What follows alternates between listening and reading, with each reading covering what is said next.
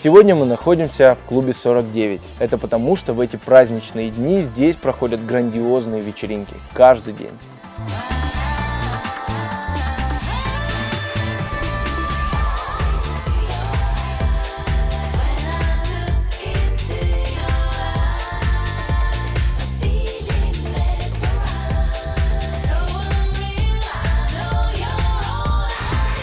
Новогодние каникулы продолжаются. Артем, если ты еще не успел сводить своих младших братьев и сестер в театр Шайбе, то поспеши. Новогоднюю сказку в ожидании чуда покажут до 14 января. Недавно я был на рождественском вечере у Джафара. Отчет об этом мероприятии прямо сейчас. Не все больнее от нашей глупости, люди, ведь лучше не будет.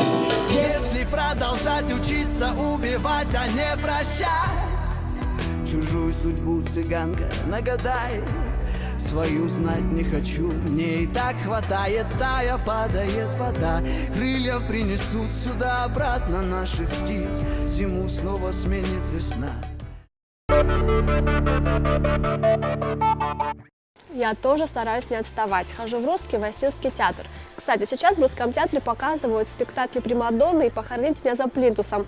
А в Остинском театре можно посмотреть спектакли «Дикарка», «Замороженный» и «Дочери Нафи». На этих праздничных каникулах я побывал на нескольких премьерах. Это «Исход. Цари и боги» и «Седьмой сын» Сергея Бодрова. Ну а вам, дорогие друзья, я советую пойти. С 8 декабря во всех кинотеатрах нашего города фильм «Ночь в музее». Ты говоришь с фараоном. Целуй посох. Что-то не хочется. Мы с тобой оба знаем, что в музее творится волшебство. После захода солнца скрижаль начинает сиять, и все вокруг оживает. На Рождество. Да, мы похожи. Папа! Нет, я не твой папа. Руки прочь. Хватит. Волшебство слабеет. Со скрижалью что-то не так. К рассвету мы все умрем. Гунны никогда не истерят. Гунна на году. Может, сделайте фотку? Будет память. Ночь в музее 3. Артем, если ты такой же любитель романсов, как и я, то приглашаю тебя пойти вместе со мной в литературную гостиную на вечер романса 12 января. Тома, если в эти выходные ты будешь свободна, я предлагаю пойти в арт-клуб Infinity и посмотреть концерты любимых исполнителей на большом экране в уютной атмосфере. Сегодня у нас в гостях один из основателей R15 Андрей Туаев, он же Марсель. Андрей, здравствуй. Привет. Здравствуйте, ребята. Привет, Андрей. И такой первый вопрос. R15 все больше и больше на слуху. Как вообще зародился проект? Кому пришла эта идея и как он появился? В первую очередь я быстро воспользуюсь моментом, да, и поблагодарю вас, ребята, поблагодарю всех зрителей, которые на протяжении уже не первой передачи и не первого десятка передач смотрят видеоафишу, вот. И что мы им пожелаем, мы пожелаем в конце, но вам еще раз спасибо за то, что я сейчас сижу с вами здесь. Спасибо тебе, да. что Спасибо пришел тебе, к нам что в гости. пришел. Да. Вот, R15. Из себя что представляет проект R15? Идея родилась уже давно о создании проекта R15. Вот. Долго к этому шли, долго засыпали и просыпались с мыслью о проекте. Вот. На данный момент мы можем уже что-то сказать, чем-то поделиться, что-то даже показать. На данный момент, также повторюсь, R15 представляет из себя 5 направлений. Это первое направление, это тетрадки наши студенческие, которые раздаются в высших учебных заведениях. Второе направление проекта R15 это первый международный журнал, вот, который с Божьей помощью вышел наконец-то в свет. Вот. Третье направление это наши Остинские вечера на Тверской, которые мы проводим с 2012 года. Четвертое направление, по которому в данный момент мы активно работаем, это вывести Остинские вечера уже на Санкт-Петербург, потому что очень много ребят пишут в социальных сетях, почему в Москве, а у нас в культурной столице нету. Ну и пятое, это социально-общественная деятельность, акции и так далее. Вот. Так вкратце. Вот если конкретно остановимся на одном из направлений организации вечеров на Тверской, как пришла идея собрать осетин всей Москвы в столице города? Вообще, я полюбил Москву после того, как побывал в Америке. Вот. После того, как я полюбил мегаполис под названием Нью-Йорк, эту суету, беготню, вот. Я попал в Москву, и мне стало тоже уютно в этом большом городе. И как свойственно на чужбине, выходцы из Осетии более общаются, знаете, хотят увидеть кого-то, с кем-то познакомиться, пообщаться. И в 2012 году мы решили попробовать вообще провести Остинский вечер на Тверской. Они проводились и до нас, их много раз делали разные представители остинской общественности, вот. Но мы захотели как-то попробовать это делать, потому что регулярно их никто не проводил.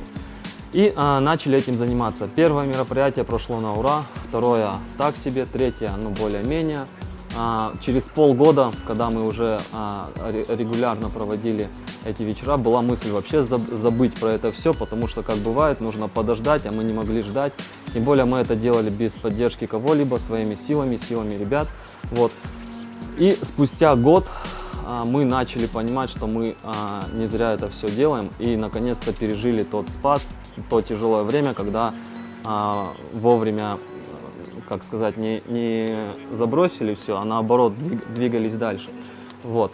Пережили, да, этот момент, и уже за последний год, вот 2 года мы их проводим, 2014 год, этот год, прошлый год, вторая половина, уже собирается очень много людей.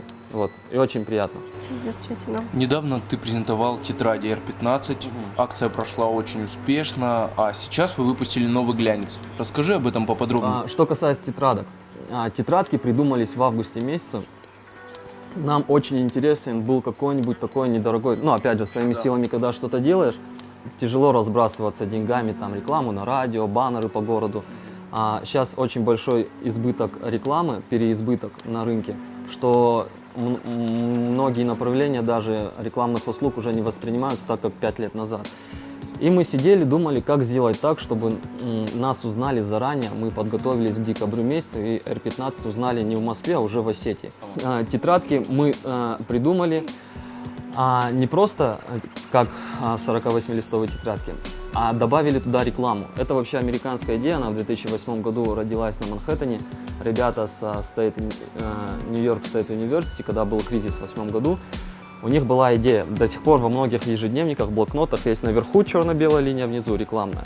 А мы уже на процентов 80 просто изменили, мы добавили глянцевые листы, сделали обложку не просто тетрадную, а глянцевую, чтобы на ощупь приятная была, ее хотелось всегда держать в руке, как-то и хотелось приобрести вообще, да, чтобы был стиль какой-то.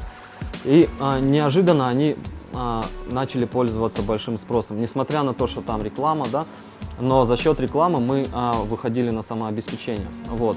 И тетрадь превратилась в ежемесячный такой молодежный журнал «Тетрадка». Мы его так и назвали, журнал «Тетрадка».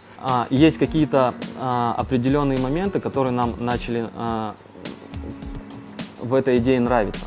То есть энтузиазм у нас не кончался, и мы ежемесячно выстроили партнерские отношения с высшими учебными заведениями, в которых официально внутри вуза раздавали, проводили промо-акцию, фотографировали, скидывали себя на сайт.